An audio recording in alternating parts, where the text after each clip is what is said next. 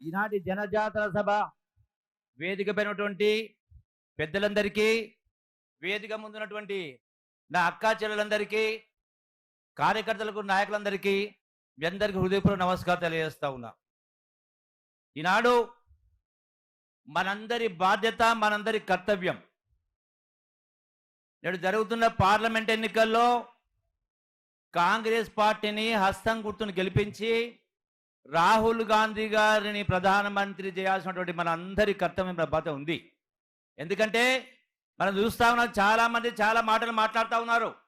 ఈనాడు తెలంగాణ రాష్ట్రంలో కల్వకుంట్ల కుటుంబ పాలన మాట్లాడుతూ ఉంటే కేటీఆర్ అంటా ఉన్నాడు ఇందిరా కుటుంబ పాలన కాదని మాట్లాడుతూ ఉన్నాడు.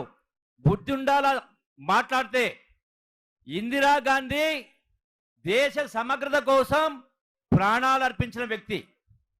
రాజీవ్ గాంధీ గారు దేశ సమగ్రత కోసం, పరిస్థితుల కోసం ప్రాణాలు అర్పించిన వ్యక్తి. ఈనాడు ప్రజాస్వామ్యంలో మన దేశ రాజకీయ మొగజం చూస్తూ ఉన్నాం. పదవులంటే ప్రతి ఒక్కరికి ప్రేమనే, కానీ దేశ 140 కోట్ల ప్రజల భవిష్యత్తు కోసం పదవులు కాలికాడుకొచ్చిన ఆనాడు 2004వ సంవత్సరంలో సోనియా గాంధీ గారు తిరస్కరించి ఒక ఆర్థికవేత్తను మన్మోహన్ సింగ్ గారిని ప్రధానమంత్రి చేయడం జరిగింది. 2009లో రాహుల్ గాంధీ గారికి ప్రధానమంత్రి అవకాశం వచ్చినా పదవిని స్వీకరించలేదు. త్యాగాల కుటుంబం. ఈనాడు కేసీఆర్ మాట్లాడతారు, కేసీఆర్ కుటుంబం మాట్లాడుతారు, చాలా మాటలు మాట్లాడుతూ ఉన్నారు. ఈనాడు ఒకటి కాదు, కేసీఆర్ నిన్న మాట్లాడాడు. తిట్టు ఎటువంటి తిట్టిండు. 80,000 పుస్తకాలు చదివినటువంటి వ్యక్తి కేసీఆర్. నువ్వు అది నోరా మున్సిపాలిటీయా? మాట్లాడితే ఈరోజు కేవలం 4 మాసాల ప్రభుత్వం పైన విమర్శ గుర్తిస్తా ఉన్నావు, విమర్శ గుప్పిస్తా ఉన్నావు. ఒకటి కాదు, మరి నీ మాటలు చెప్పాలంటే ప్రాంతేతరుడై తప్పు చేస్తే, ద్రోహం చేస్తే ప్రాంతం నుంచి పారద్రోలాలన్నావు. ప్రాంతీయుడు ద్రోహం చేస్తే పాతాళంలో పాతి పెట్టాలన్నావు. మరి కేసీఆర్, నేను నిన్ను అడుగుతా ఉన్నా, 10 సంవత్సరాల క్రితం నిండు 100 ఏళ్ళు బతకాల్సిన తెలంగాణ నవ యువకులు మా చావులతోనైనా తెలంగాణ రావాలి, మా తెలంగాణ పచ్చబడాలి, మా పేదల బ్రతుకులు బాగుపడాలని చెప్పని ప్రాణాలు అర్పిస్తే ఎటువంటి పరిపాలన కోరుకున్న ఆనాడు వాళ్ళు త్యాగాలు చేసింది. ఒక నిజాయితీ ప్రభుత్వం రావాలి, ఒక సుపరిపాలన రావాలి, అవినీతి రహిత పరిపాలన రావాలి, ప్రజాస్వామ్యం పరిడవిల్లాలని త్యాగాలు చేసి తెలంగాణ తెస్తే ధనిక రాష్ట్రం నీ చేతికి అప్పచెప్తే నీవు ఇష్టారాజ్యంగా ప్రవర్తించి 1,000 కోట్ల రూపాయలు అవినీతి చేసి దానికి రుజువు తార్కాణం నీ బిడ్డనే అలా కల్వకుంట్ల కవిత. మరి ఈనాడు నీవు ఇన్ని మాటలు మాట్లాడినావు కదా, మరి ఏం రోగం వచ్చింది మీకు? ఈనాడు టెలిఫోన్ ట్యాపింగ్ అంటే ఎంత? ఈ దొంగ బతుకులు, లంగ బతుకులు ఎందుకు? మతిశుద్ధి ఉండాలి కొద్దిగానైనా. అరే, మంది సంసారాల్లో వాళ్ళు తొంగి చూడాల్సిన అవసరం మీకేమొచ్చింది? ఎందుకు టెలిఫోన్ ట్యాపింగ్ చేసిండు? చాలామంది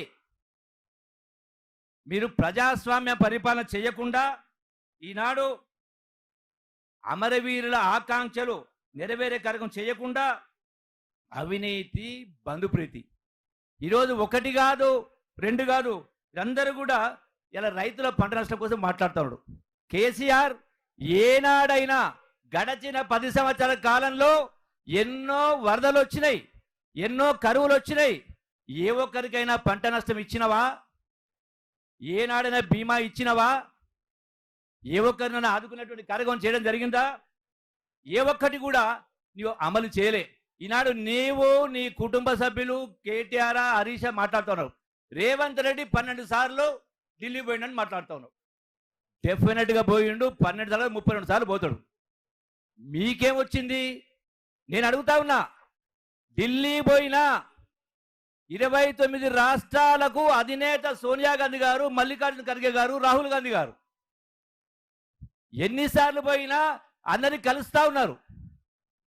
మరి మీకెందో బరోగం ఇక్కడ ఉన్నటువంటి మంత్రులు మీరు కలిసే చేతగాలే మీకు. ఇక్కడ ఉన్నటువంటి మంత్రులు కానీ ప్రతిపక్ష నాయకులు కానీ ఏనాడును కూడా మీరు ఒకరిని పలకరించిన పాపల పోయిందా? ఒకనాడు అవకాశం ఇచ్చిందా? మాట్లాడేటువంటి అవకాశం ఇచ్చిందా? అంటే ఏ ఒక్కటి కూడా కార్యక్రమం చేయకుండా ఇలా సొల్లు కూతలు కూర్చుకుంటూ సొల్లు కబులు కొలుకుంటూ ఈనాడు మళ్ళీ మాట్లాడుతూ ఉన్నావు. మరి ఆ లెక్క ప్రకారం మాట్లాడితే నీవు ఒకనాడు కాంగ్రెస్ ప్రభుత్వం విమర్శలు చేస్తూ ఉంటే, తిట్టు తిడుతూ ఉంటే ఇది తొక్కుకుంటూ పోతావా?